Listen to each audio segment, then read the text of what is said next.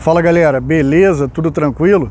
Hoje eu vou falar um pouquinho com vocês sobre meditação. Sempre quando a gente toca no assunto meditação, é imprescindível que a gente fale de serenidade interior e imprescindível também que a gente fale dos pensamentos turbulentos. E para que a gente atinja essa serenidade interior, é necessário calmaria, é necessário que os pensamentos se aquietem, se tranquilizem, pelo menos se acalmem em certa medida. Na maioria das pessoas, os pensamentos não agem como uma ferramenta. No mundo atual, os pensamentos se tornaram senhores, um mestre, um senhor rígido e implacável. E a meditação nos ensina que pensamentos não passam de pensamentos. E os pensamentos são criados pela mente, que a princípio a função da mente seria uma ferramenta maravilhosa de compreensão da realidade e de busca pelo conhecimento interior, uma ferramenta que te auxiliaria na meditação, para te auxiliar na jornada, na caminhada espiritual, mas ela se tornou um ditador, ela se tornou um grande senhor, criando pensamentos e alimentando suas vontades mais íntimas e peculiares. Então, a função da meditação é nos ensinar que os pensamentos não passam de pensamentos. Os pensamentos são criados pela mente, e a mente costuma dar muito valor aos pensamentos. Eles se tornam bastante valiosos, mas a verdade é que os pensamentos não são você, os pensamentos não são a realidade em si, eles são uma espécie de narração, de interpretação interna sobre você e o mundo ao seu redor. No momento que a gente percebe que o pensamento está ditando as regras do jogo, no momento que a gente compreende que estamos escravizados pelo pensamento, em certa medida a gente acaba se libertando, pelo menos parcialmente. Então, a simples compreensão desse fato liberta você do excesso de preocupação, liberta você do pensamento compulsivo, do excesso de movimento na mente, do excesso de atrito, de ruminação. E quando você medita, quando você consegue a serenidade interior, isso lhe permite enxergar um caminho claro, um caminho brilhante, separado do ego, separado da noção do eu, separado do movimento incessante, compulsivo da mente. E o pensamento normalmente te escraviza no passado ou no futuro. É claro que a sua capacidade de compreender o que vai acontecer amanhã, se vai chover, se não vai chover, como algumas coisas na vida vão se desenrolar para que você consiga caminhar, trabalhar, se comunicar com as pessoas.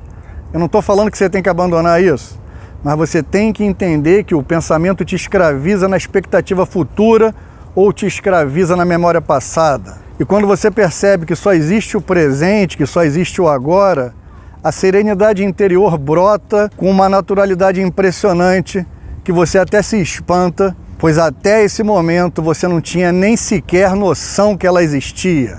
Então, como eu falei para vocês, a sua memória, a sua capacidade de planejar o futuro, de planejar as coisas, de organizar sua vida, tudo isso é crucial. Mas é necessário que se compreenda que essas coisas que são cruciais e deveriam ser alimentadas na medida, em equilíbrio, elas sofrem distorções por causa do seu estado mental, por causa do seu estado de pensamento compulsivo. Quando você está sob estresse, quando você está sob ansiedade, você tende a lembrar dessas coisas, sempre coisas ruins, traumáticas, coisas que desequilibram sua mente. Dificilmente o pensamento compulsivo te alimenta com algo positivo, com algo engrandecedor. Percebam que, de uma forma geral, o pensamento compulsivo sempre se liga a um tipo de escravidão mental, porque ele procura se retroalimentar.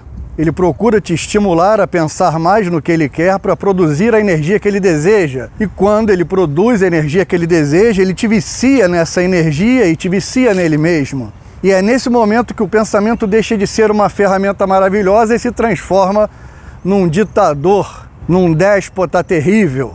E então eu afirmo aqui para vocês com toda a certeza do mundo, não só com base na minha experiência própria, mas a ciência atual já tem demonstrado bastante disso. A saída para o estresse, a saída para a tensão mental, a saída para todo tipo de desequilíbrio do pensamento se encontra na meditação, se encontra na introspecção profunda. A resposta para esse vício complexo que é o pensamento está na meditação. A meditação ela vai treinar a sua mente para que você consiga, de forma consciente, enxergar seus pensamentos, observar os pensamentos quando eles ocorrem e se utilize dessa observação para organizar a sua vida, para melhorar a sua qualidade de vida. Então, quando você adquire esse domínio, você ainda vai conseguir lembrar do passado, claro. Você ainda vai pensar no futuro, você vai construir ideias, construir valores, vai preparar a vida para o futuro, muitas vezes, até dos seus filhos, dos familiares. Mas a meditação fará com que você os enxergue como eles realmente são. Você enxergará a memória assim como ela é, algo que já ocorreu e não existe mais, que só existe no seu interior. E o futuro você também enxergará de uma forma positiva, sem escravidão mental. Em síntese, você enxergará a memória como memória e o planejamento futuro como planejamento em si.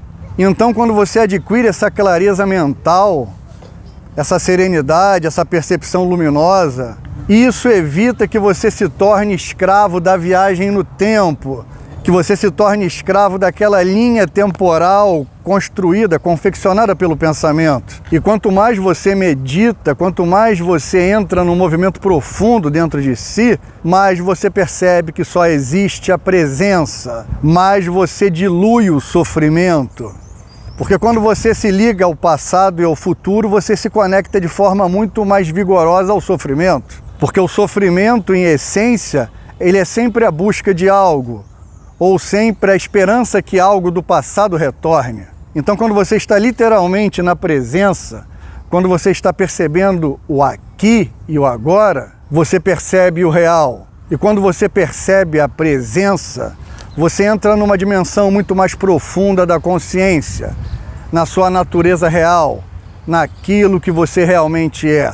Desde já, o meu muito obrigado e, como eu sempre digo, Namastê.